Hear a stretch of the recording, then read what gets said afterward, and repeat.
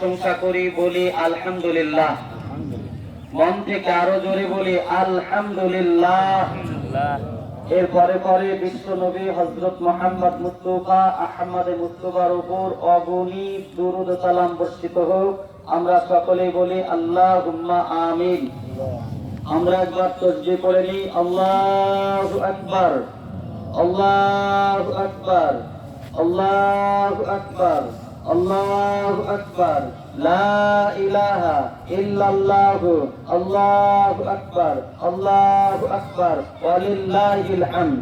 আল্লাহু আকবার কাবীরাও, আল্লাহু আকবার কাবীরাও, আল্লাহু আকবার কাবীরাও, আলহামদুলিল্লাহি কাসীরা, সুবহানাল্লাহি বুকরাতান ওয়া আসীলা। আমরা আবার আল্লাহ প্রশংসা করি, বলি আলহামদুলিল্লাহ। ভাই, আমি একদম খুব সংক্ষিপ্ত কিছু কথা বলবো। পিছে মহিলারা আছেন, বাচ্চারা চেঁচামেচি করছে, এগুলোর জন্য নামাজকে সংক্ষিপ্ত করতে হয়, আলোচনাকে সংক্ষিপ্ত করতে হয়। অত্যন্ত খুশির সঙ্গে জানাচ্ছি যে আজকে আমি অনেক দূর থেকে আপনাদের এই এলাকায় আসতে পেরেছি, বলে আল্লাহর কাছে আরেকবার প্রশংসা করি আলহামদুলিল্লাহ।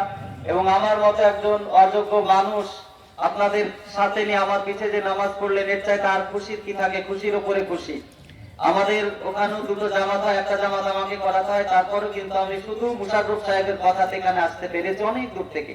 আমি 5টারও আগে বেরিয়েছি আপনাদের এখানে। তো যাই হোক, আলহামদুলিল্লাহ। মায়েরা, আজ 3টা কাজ। প্রথম কাজ তো আমরা তাসবিহ তাহলিল নামাজ পড়বো, আর দ্বিতীয় কাজ আপনাদের করতে হবে দান, আর তৃতীয় কাজ করতে হবে আল্লাহর কাছে দোয়া। এটা বুখারী শরীফেরই হাদিস। আপনারা জানেন আজকের দিনে দাওয়াতুল, আজকের যে ঈদ, এই ঈদের মাঠে কিন্তু নারী পুরুষ সবাই আসবে। এমনকি যারা অপবিত্র আছে তারাও একটু দূরে বসবেন।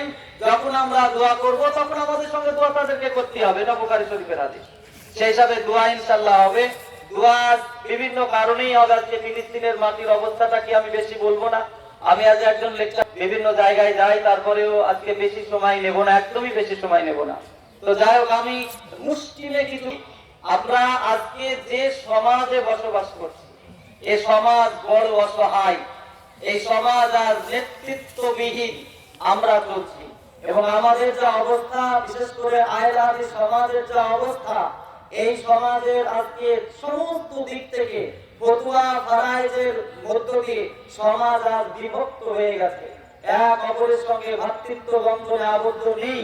আমাদের মধ্যে ভালোবাসার বন্ধন ছিঁড়ে গেছে, আমাদের মধ্যে ঐক্যর বন্ধন টুটে গেছে। আমরা এক অপরে এমন একটা জায়গায় পৌঁছে যাচ্ছি, সমস্ত জায়গায় যেন বিভেদ হয়ে যাচ্ছে।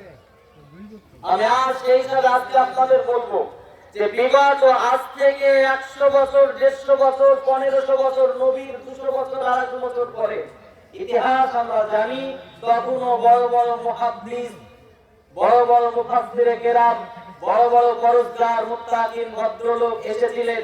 তাদের মধ্যেও ফতোয়ার কিছু সমস্যা ছিল, তাদের মধ্যেও ফতোয়ায় কিছু দ্বিমত ছিল, কিন্তু তাদের মধ্যে ভালোবাসা ছিল। বক্তব্যের যে ধরন, বক্তব্যের যে আমাদের গালিগালাজ, সেটা তাদের মধ্যে ছিল না। তারা বলতেন এটা আমার রায়, এটা অমুক ভদ্রলোকের রায়। তাদের সঙ্গে তাদের সহমর্মিতা ছিল, কিন্তু আজ আমাদের সেই ভদ্রতাটা কোথায়? অক্ষুণ্ণ হয়ে গেছে। যাই হোক, সেই হিসাবে আজ আপনাদের সেই দুটো কথা, ঐক্যের দুটো কথা বলার মাঝে মাঝে আমি আপনাদেরকে কিছু পরামর্শ দিতে চাই। আমরা জানি যে আজ আমাদের একটা কাজ আছে, পবিত্র। আজ পবিত্র ঈদুল ফিতরের আগে আপনাদেরকে কি করতে হয়? ফিতরা দিতে হয়। আমরা ফিতরা সংক্রান্ত ওয়াজ এই মসজিদে ইমাম থেকে এবং ফেসবুক থেকে আমরা প্রচুর পরিমাণে জ্ঞান অর্জন করেছি, খালি মারামারি শিখেছি। ফিতরা সংক্রান্ত বিষয়ে আমরা শুধু মারামারি আর ফতোয়া ফারায়েজ দিয়েই পড়ে রয়েছি। সেই হিসাবে ফতোয়া ফারায়েজের দিকে আমি যাচ্ছি না। শুধু বর্তমান প্রেক্ষাপটে দুটো একটা কথা বলি, আপনাদেরকে স্মরণে রাখতে হবে।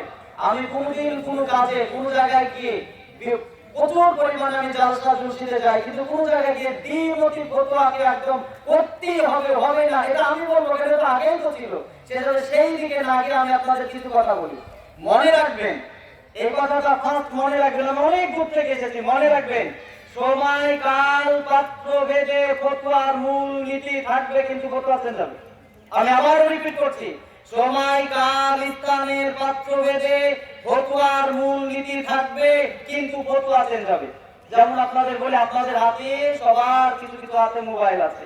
আমরা বুখারী শরীফের হাদিসে আছে, যেখানে বাদ্যযন্ত্র থাকবে সেখানে নামাজ হবে না, যে জায়গায় ছবি থাকবে সে জায়গায় নামাজ হবে না। কিন্তু আজ পৃথিবীর শ্রেষ্ঠতম বাদ্যযন্ত্র হলো মোবাইল। মোবাইল রেখে আমরা সকলেই নামাজ পড়ি, কিন্তু আমাদের অসুবিধা হয় না। আপনারা কথা কম বলেন, যে বিষয়টা সেই হিসাবে এই বিষয়টা মাথায় রাখবেন। দুই, একদম বিলকুল ছবি তোলা হারাম। আপনারা জানেন ছবি তোলা একদম